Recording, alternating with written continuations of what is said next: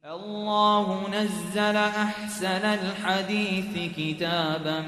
متشابها مثاني تقشعر منه جلود الذين يخشون ربهم ثم تلين جلودهم وقلوبهم إلى ذكر الله ذلك هدى الله يهدي به من يشاء ومن يضلل الله فما له من هاد إن الحمد لله نحمده ونستعينه ونستغفره ونعوذ بالله من شرور أنفسنا وسيئات أعمالنا من يهده الله فلا مضل له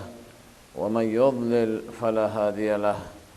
وأشهد أن لا إله إلا الله وحده لا شريك له وأشهد أن محمدا عبده ورسوله أما بعد فإن خير الحديث كتاب الله وخير الهدي هدي محمد صلى الله عليه وآله وسلم وشر الأمور محدثاتها وكل محدثة بدعة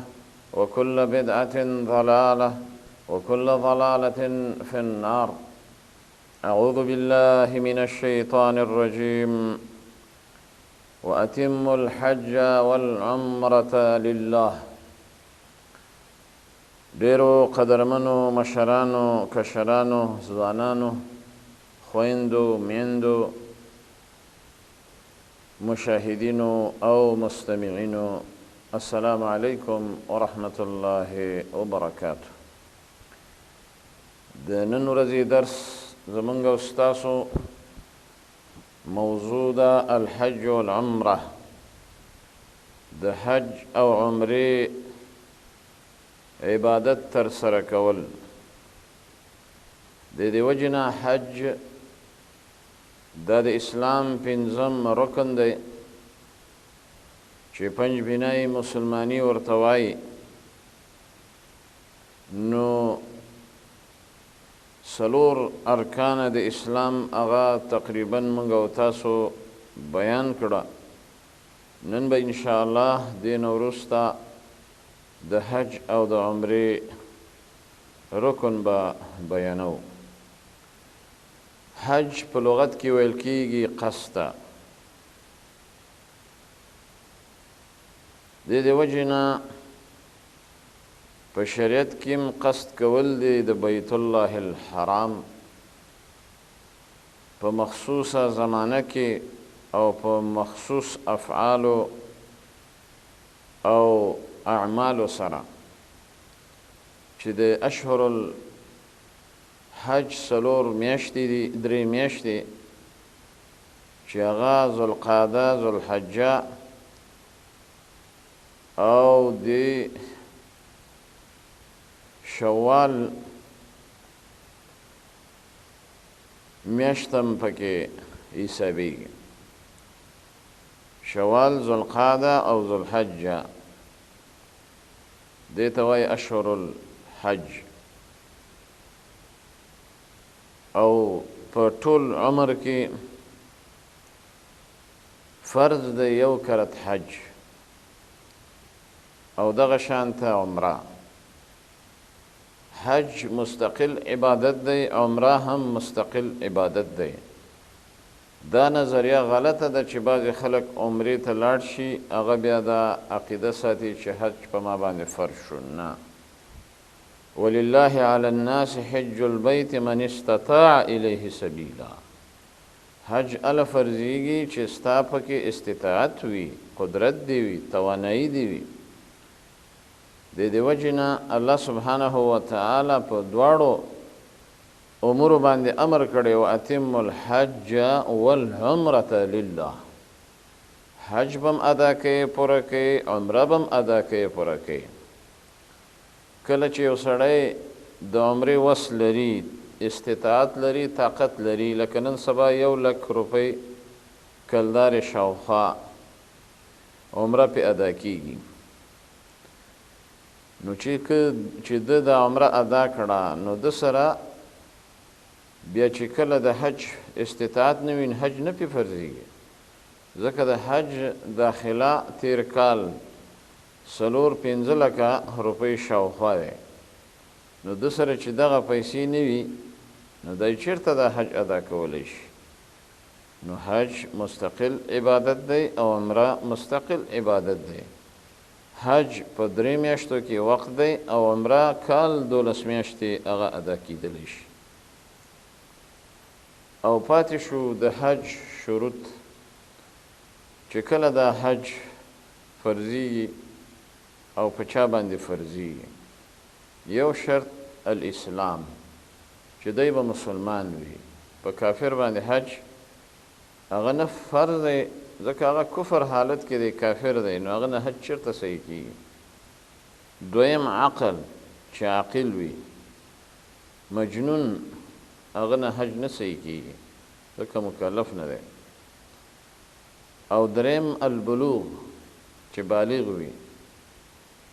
او بلوغ ته رسېدلی وي هلک په 14 کاله کې بلوغ ته رسېږي جنۍ او هلک 15 کالو کې بلوغ ته رسېږي د دې وجې نه نابالغ حج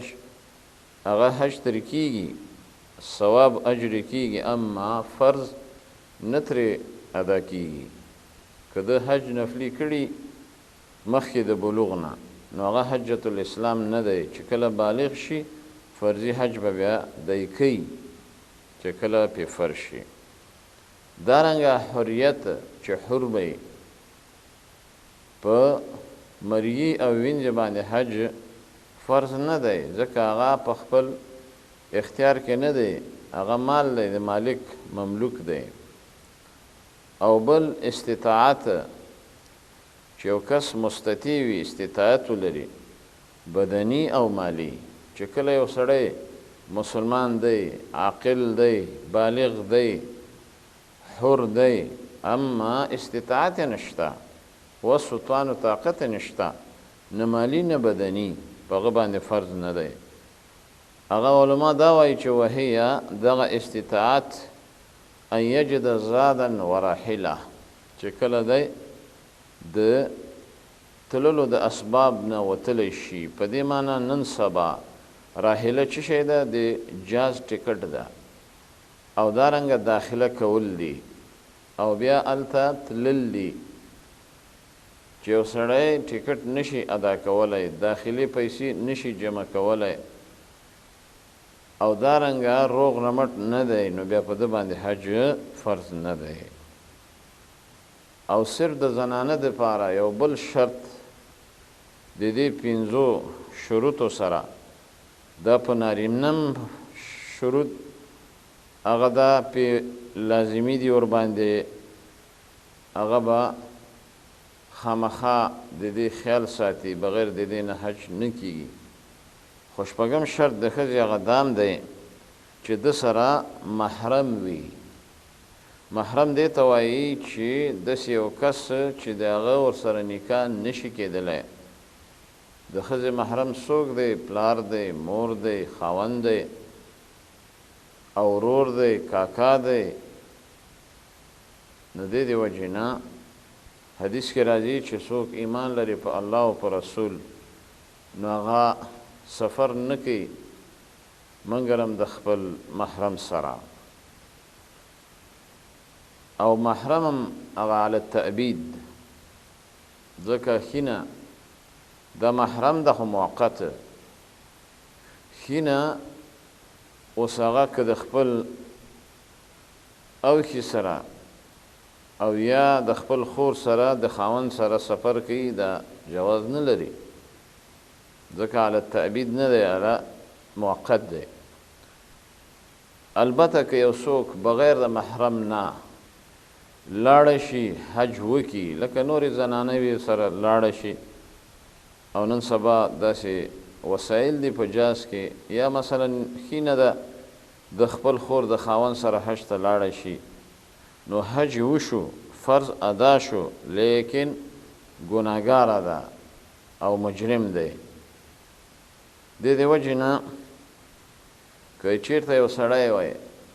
هغه باندې حج فرض وي، مالدار وي، استطاعت او دغه ټول شروط پکې موجود وي، لیکن دی حج ته لاړ نه او وفات شو، نو بیا به د پیسو نه او د مال نه د حج دپاره بل کس هغه لیږي چې هغه حج د هغې نه ادا کړي. د دې وجې نه په ده باندې حج فرض و چې دې ته نن سبا په اصطلاح کې حج بدل وایي. یو کس دی مالداره دی، حج پې فرض و، ایسته مړ شو، مقصر و تقصیر یې وکړه، غفلت یې وکړ، نو اوس د هغه مال دی، دولت دی، نو د هغې د مال نه به پیسې راغېستلی شي او یو تن به د هغې د کورنۍ نه د خپلوانو نه بچی دی، ورور دی او زوی دی، نو دې د وجې نه هغه به بیا د ده دپاره حج کوي. او مخکې ما دا خبره وکړه چې د کافر نه حج نه صحیح کېږي، دارنګه د لیوني نه حج نه صحیح کېږي،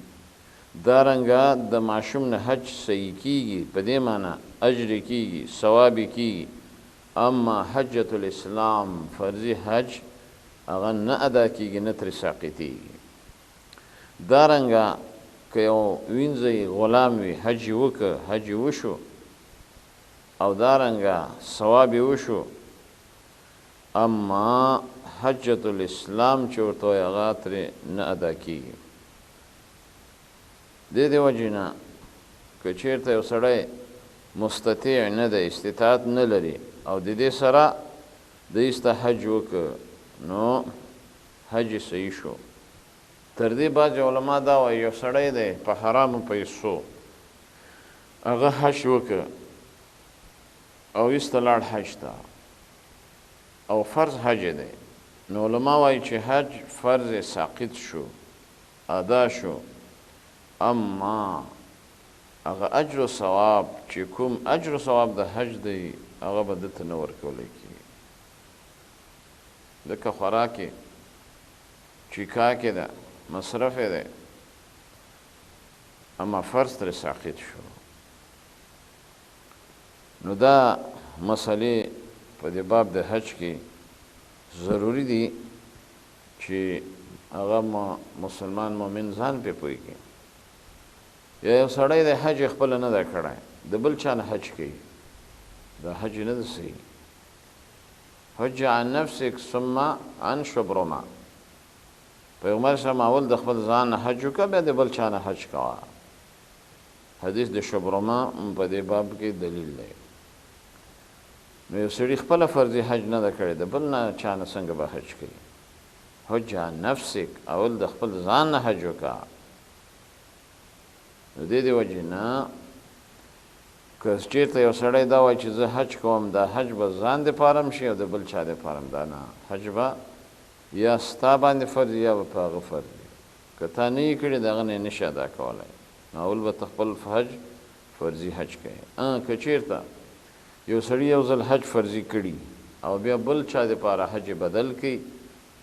او نیکه دپاره، ورور دپاره، نیا دپاره، مور دپاره، بیا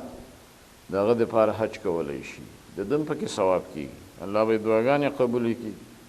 دله به الله اجر ورکوي، ثواب ورکوي، او د هغه چا دپاره چې کوي هغه له به هم الله اجر و ثواب ورکوي. پاتې شو د حج مناسک، نو هغه قدرمنو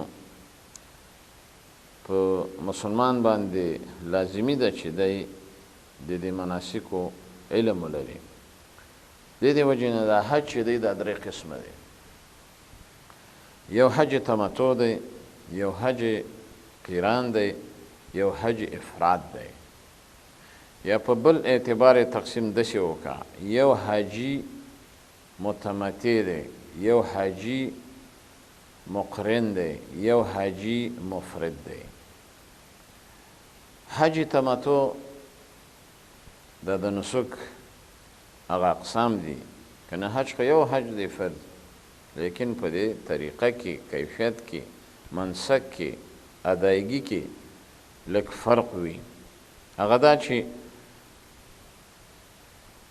تمتع حج دې ته وایي چې په اشهر الحج کې یو سړی هغه د حج اراده لري، نو اول نیت د عمرې وکړي او لاړ مکې ته، کعبې ته، طواف یې وکړه، د طواف نه وروسته سعی یې وکړه او د سعی نه وروسته یې حلق وکړه او یا یې قصر، نو دی استحلال شو، عمره یې وکړه، فارغ شو.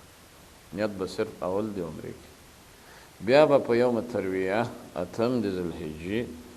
د حج دپاره به بیا احرام اچوي، مستقل نیت به کوي